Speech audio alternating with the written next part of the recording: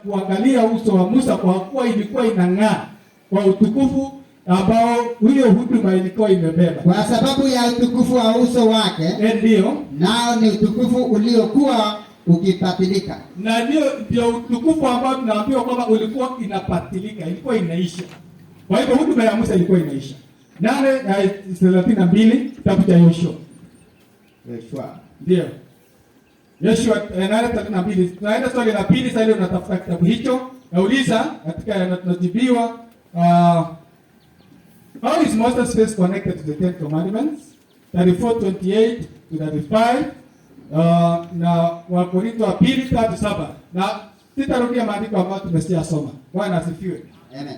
Tumesoma andiko hili na tunasema kwamba uso wa Musa, ni nini ilifanya uso wa Musa kung'aa? Shalom. Amen. Utukufu wa ile. Asante sana. Ni utukufu wa ile. Unajua tunaambiwa mwezi haina mwangaza wake mwenyewe, si ndio? Ile mwangaza unaotoka kwa mwezi ni ile mwangaza unaopata kutoka kwa jua. Shalom. Kwa hivyo hata naye Musa hakuwa na mng'ao wake, hakuwa na utukufu wake mwenyewe. Ile utukufu ambao ulimpata Musa ni utukufu uliotokana na Elohim. Nimeshamaliza hiyo swali la pili. Tunaenda swali la tatu. Na tumepata Yoshua. Yoshua 8:32. Okay, 8:32. Ndio. Nasema hivi. Akaandika huko juu ya mawe. Ndio.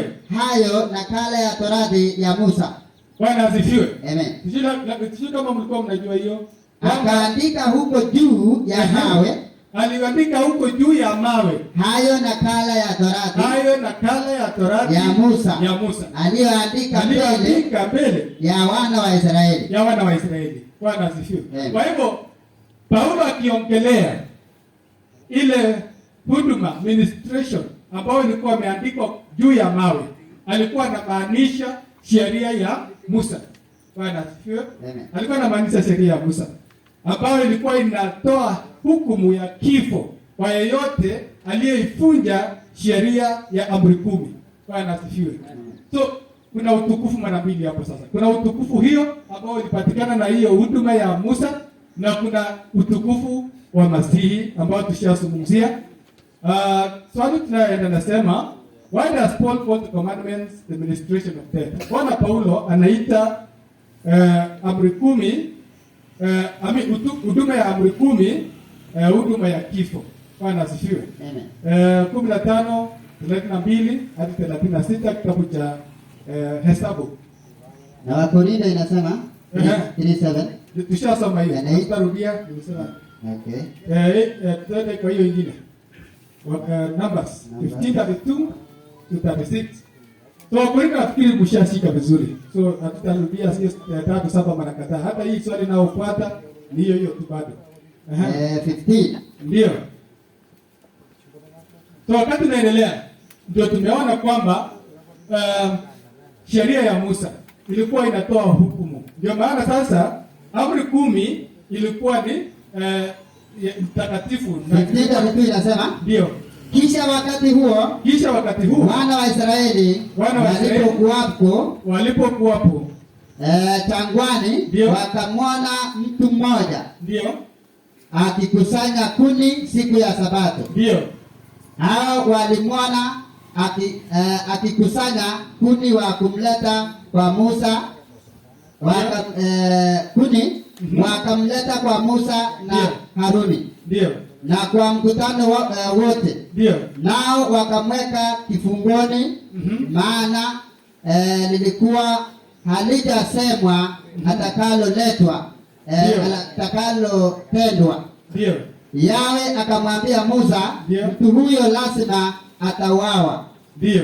Mkutano wote wakampika kwa mawe huko nje ya marago. Shalom. Shalom. Haya. Hiyo hadithi na hadithi nyingine ambao tungesoma lakini nafasi haitoshi, lakini nitawaeleza. Ni kwamba kulikuwa na amri 10 tayari, si ndio? Na amri ya 4 inasema nini? Nasema ikumbuke siku ya Sabato uitakase. Siku 6 fanya kazi, utende mambo yako yote. Shalom. Amen. Lakini haitoi hukumu ya kumfanyia mtu ambaye amekosea amri hiyo 10. Ndio maana sasa huyu aliposhikwa akikusanya kundi siku ya Sabato, hakukuwa na hukumu yoyote aliyotolewa, akawekwa kifungoni kwanza. Ndio Musa aende azungumze na Elohim. Kwa kalala kwa Musa akamuuliza, sasa huyu ambaye amekosea amri 10, amri ya 4 tutamfanyia nini? Ndio Elohim akamwambia, sasa huyo atafaa kifo. Shalom. Shalom. Amri 10 haitamhukumu, haitasema chochote, imekataza tu kwamba usifanye kazi siku ya Sabato. Lakini sasa huduma, ministration ya Musa sasa ndio imetoa hukumu ya kumuua yule ambaye amekosea amri 4 ya Elohim. Shalom. Shalom. Umeona sasa jinsi ambayo hiyo huduma ya Musa inaleta kifo. Ushafahamu, si ndio? Sasa tuende kwa Masihi. Wakati mmoja naye Masihi akaletewa mama moja msinzi. Akaulizwa, huyu amepatikana akizini, tumfanyie nini? Hello? Sasa akamwambia, Musa alituandikia kwamba yeyote anayepatikana katika usinzi anafaa kifo. Lakini Masihi akageuka akaangalia chini, akaanza kuandika kwenye udongo na mguu wake. Na alipoinuka hakukuwa na mmoja, akamwambia sasa yule ambaye hana dhambi katikati yenu wako wa kwanza kufanya nini? Kurusha mawe wa kwanza, mawe wa kwanza. Na alipoinuka akapata hakuna mtu ambaye alikuja kumhukumu huyo mama. Na huyu mama akaponea. Shalom. Kuonyesha kwanza kwamba huduma imepatilika. Si ile ya Musa. Ingekuwa kwamba Yahshua Masihi alikuwa anatumika katika ile huduma ya Musa, akasema basi kama wamepatikana na mko na mashahidi, pelekeni hapo nje mfanye kurushia nini? Mawe mkamuue. Shalom. Hiyo ni huduma mbili tofauti. Ndio sasa tunasema hii sasa ndio iko na utukufu zaidi ya ile ya Musa. Tunaposimama hapa sisi ni ministers. Tutasoma 3:6 baadaye. Was the Old Testament, the 10 Commandments, the ministration of death considered to be glorious.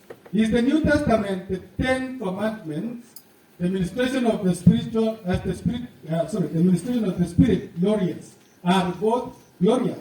Shalom. Kama ile ya kwanza ilikuwa na utukufu, na hii yetu, shalom, tunaambiwa iko na utukufu zaidi. Nataka uanze na 3 mstari wa 6. Tuone kwamba tumesema katika ministration kuna minister, yani kuna waziri. Sasa mawaziri katika huduma hii ni kina nani?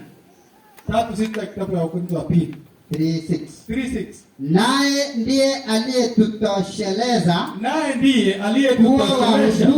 kuwa wahudumu wa agano jipya, si wa andiko bali wa roho. Kwa maana andiko